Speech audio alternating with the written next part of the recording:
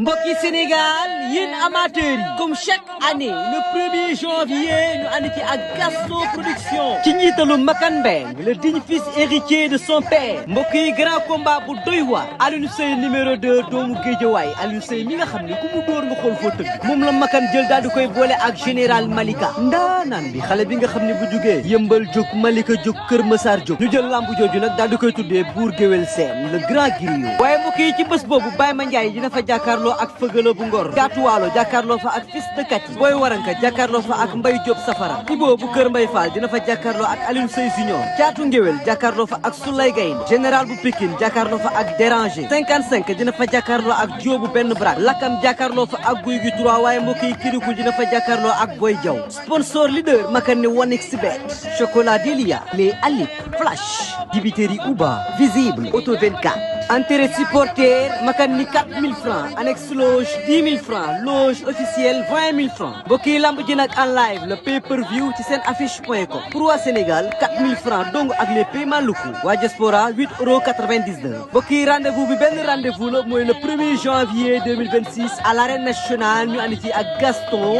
production. waajal leen le 4 janvier nag ci diggante ñami ak ki nga xamante bi nii mooy Amadia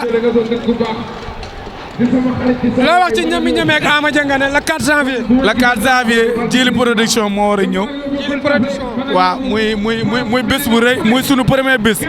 daaw ñu ngi jugee si lutte simple yi ren ñu ñëw pour tëgg bëre dóor waaw incha allah muy le 4 janvier Amadia ak ñami combat spécial bu dox si diggante Boye Faye bu yëmbal ak Alu Baax yaay bu parcelle.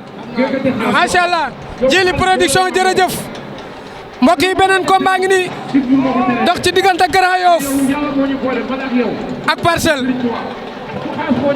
ndeysaan mu dox ci diggante ñami mooy bëre ak Amadia le 4 janvier waaye combat bii Petit Zene moo nekk nii jox ma Petit Zene ndaanaan la déggagul muñal moom Petit Zene 5 combats la wala 4 5 victoire moom Petit Zene Boy Ndiaye ngi noonu moom tamit war na am 6 wala 7 benn défaite la am Boy Ndiaye champion la Ada Fass la mujjee daan Petit Zene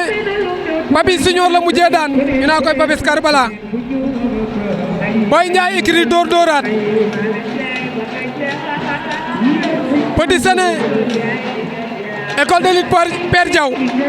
ca Grand Yoff muy combat boo xam ne dina am xeex dina am bëre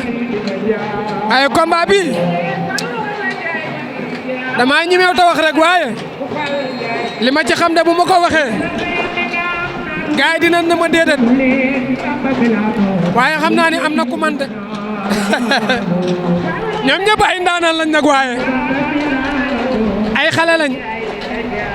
Boy Ndiaye ngi noonu borom Parcelles 1 ba 26 borom Cambérène Petit Zene ngi noonu borom Grand Yoff Grand Médine asalem Grand Yoff asalem Padoua Sansala Boy Ndiaye ñam na Cey Ndiaye jàppante loxo Petit Zene ak Ndiaye bul nangu loolu d'accord ma loolu ay ñam dal raak Petit Zene à droite Petit Zene door na jàpp loxo door coppe tànk ñu kor ko door ko mu génn Boy Ndiaye fayu raak dooral ma door raak boobu dal na jàppante loxo day door hypercule gëmu ko Boy Ndiaye Petit Zene bu ndaw plaqué na ko Zene bañ na door na ko dal na boobu dal na Boy Ndiaye invité lii dal baaxul de Petit Zene à gauche Boy Ndiaye à droite day rocceeku taf la plaqué de daf lay taf plaqué de Petit Zene Boy Ndiaye arbitre toogal kor na ko mu ngay door Boy Ndiaye Petit Zene añ na ko mbot day dem tëdd na ca tànk ba mbot jeexul jàpp na wet ga daan na ko Boye Ndiaye daan na Petit Zene Boye Ndiaye daan na Petit Zene naan la xale bi Parcelles la dëkk dafa mën a bëree champion la ndeysaan ca famille Alema jigéen Ndiaye la bokk ca famille Alema jigéen Ndiaye la bokk Boye Ndiaye daan nga ku mës a daanu Boye Ndiaye daan nga xale bu mës a daanu jox ma Petit Zene di courage lamb nii la ndaanaan mooy daan ndaanaan waaw jàppante bi kay man xam naa ne day jeex cey Boye Ndiaye 16 la jël day taxaw ca kaw ñu sotti ko gàllaaj wala day wax a supporter ne leen may capot bi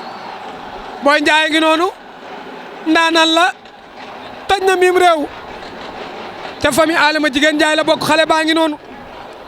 mbokk yaay Aziz ak Baye ak Mat Satak ba doog ñeneen a ñeneen ay waay Ndiaye kaay ba xam foo jëm Boye Ndiaye kaay Petit Zene onda dugg na ca géew ba jox ma Petit Zene papa bari ngi daw di ñëw bari ngi ñëw ndeysaan Boye Ndiaye jël na drapeau seen Fallou Kër Sène tey waa côté bële am na ndam yu bëree bëri Boye Ndiaye kaay waay Boye Ndiaye kaay ay Ndiaye def na affaire Boye Ndiaye ngay sangu wol ma Ndiaye ndeysaan Ndiaye ña ngi koy xëpp bi teel ya oh jëla ma Petit Zene xale bu yaru daanu na mi ngi ànd ak bari mi ngi ànd ak onda xale yaa ngi koy génne ña ngi koy tàcc Boye Ndiaye ngi ñëw Boye Ndiaye ngi ñëw Boye Ndiaye ngi ñëw Ndiaye kay Ndiaye kay Ndiaye kay Ndiaye kay Ndiaye kay ayca dugalal